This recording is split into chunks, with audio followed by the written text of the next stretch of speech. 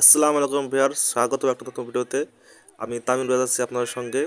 তো আজকে আপনাদের দেখাবো সূর্যমুখী ফুলের বাগান।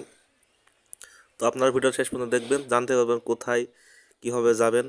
তো এটা হচ্ছে মেহেরপুর জেলার সদর থানার আমজুপি নামক গ্রামে পেরেসি ফার্মের অবস্থিত।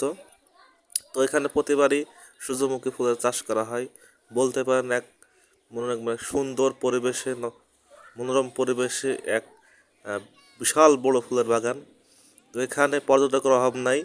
এটা চুয়াডাঙ্গা মেহেরপুর জেলার মানে প্রায় যারা আছেন কন্টেন্ট ক্রিয়েটর বলেন, পাবলিক বলেন, সবাই আসে। তো বিকেলের দিকে আসে। তো এখানে ঢোকা ফ্রি।